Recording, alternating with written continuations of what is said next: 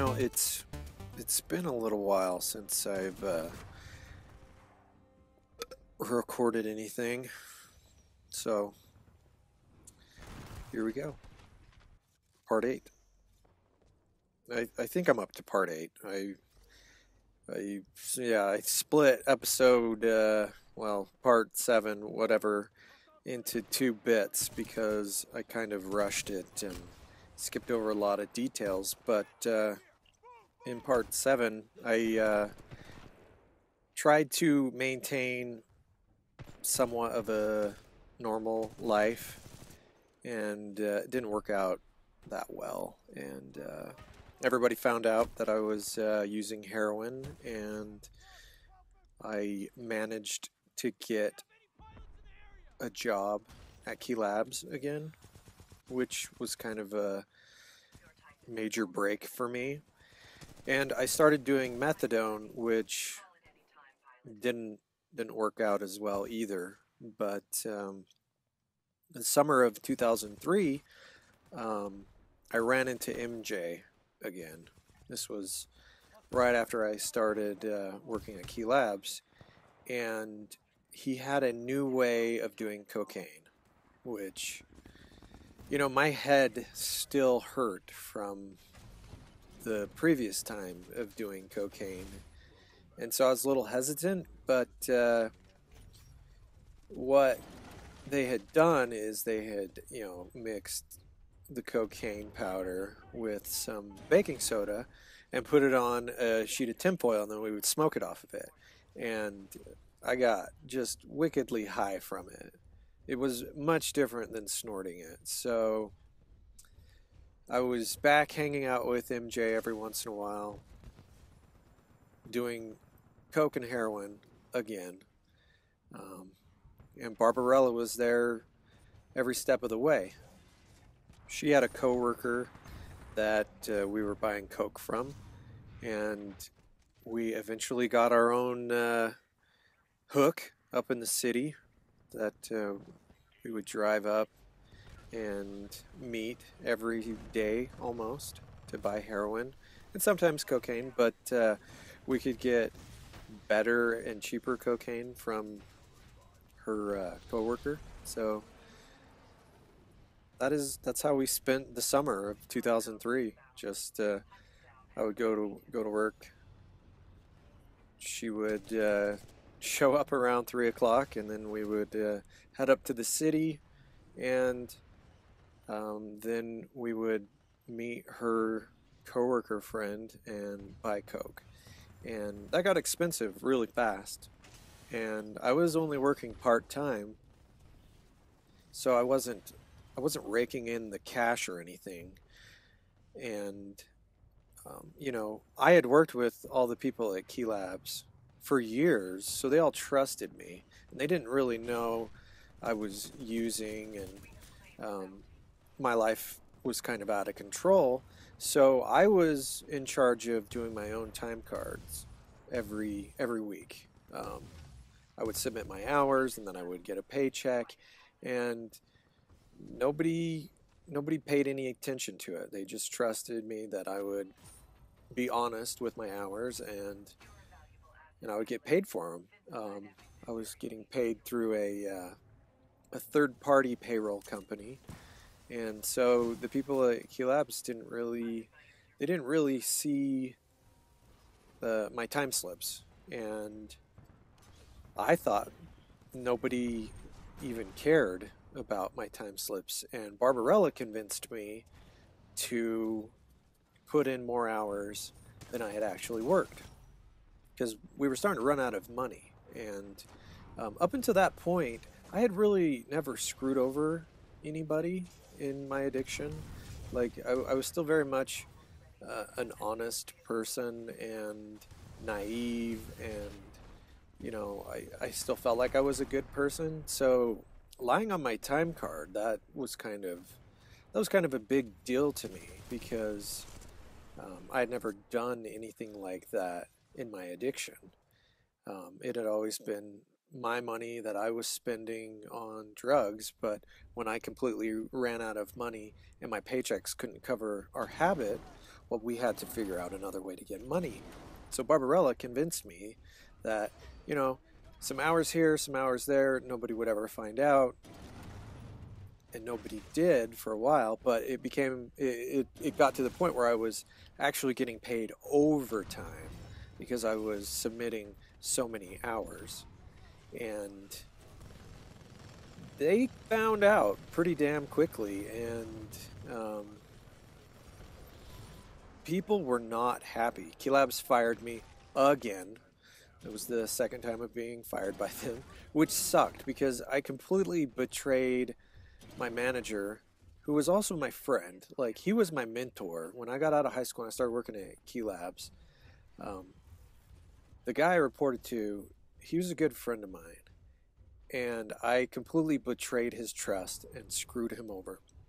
And I screwed over the people that I was friends with at Keylabs, and I felt miserable for it. Like, it was awful.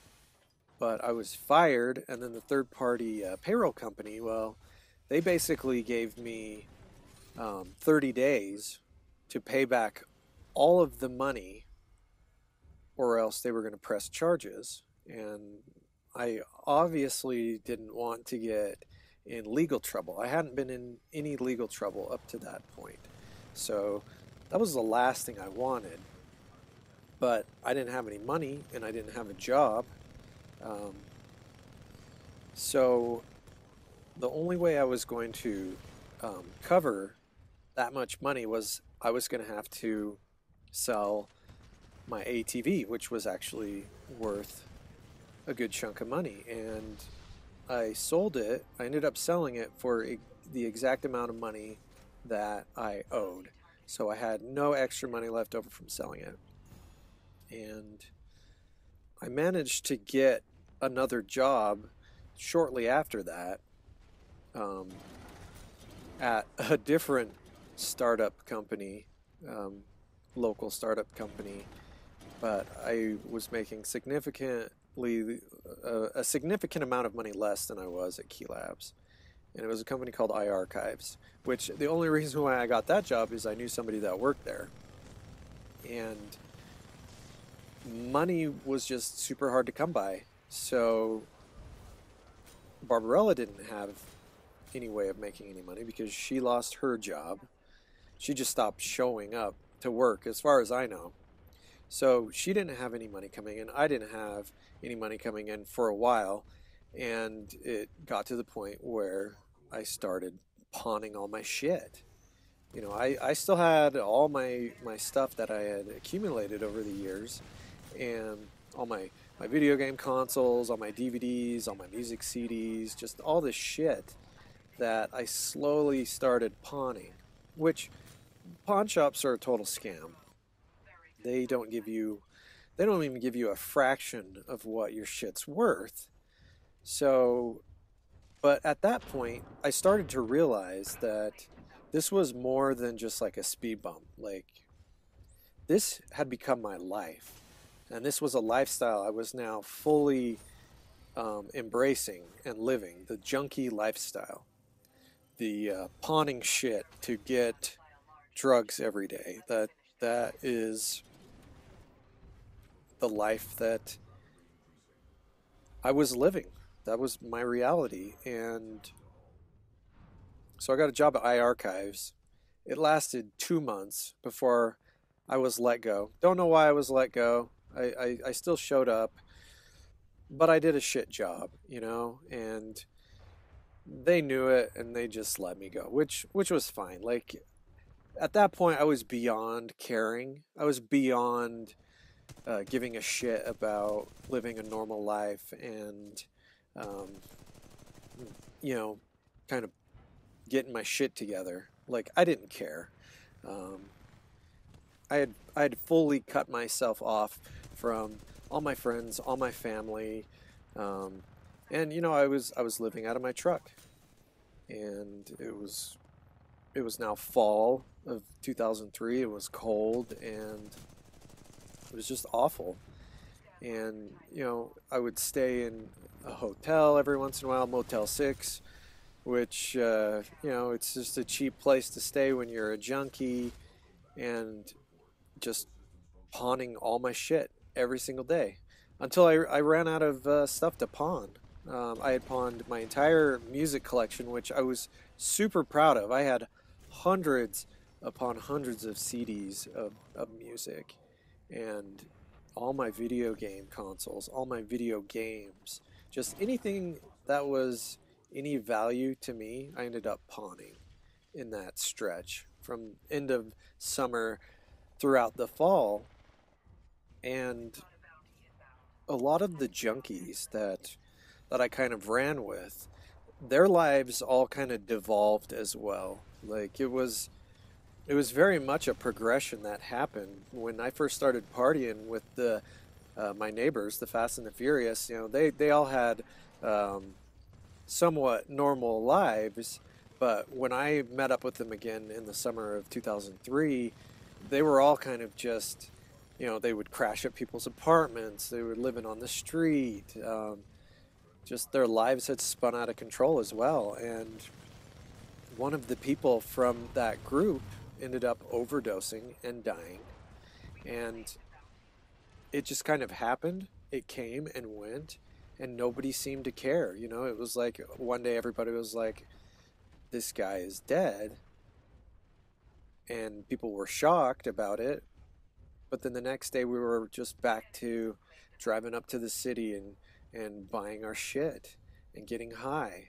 And like you would think that somebody overdosing and dying that was in your circle of friends would be enough to kind of jolt you awake out of your fog and make you realize that this shit is real and there's a real chance that you're going to end up dead or in jail.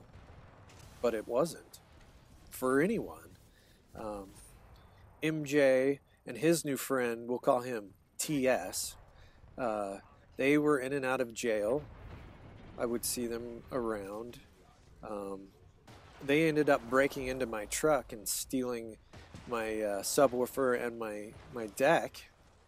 And those idiots forgot to snip the wires for my for the power that plugged into the back of my deck, and so the pawn shop wouldn't take it. And they were on their way back from the city, and they got pulled over.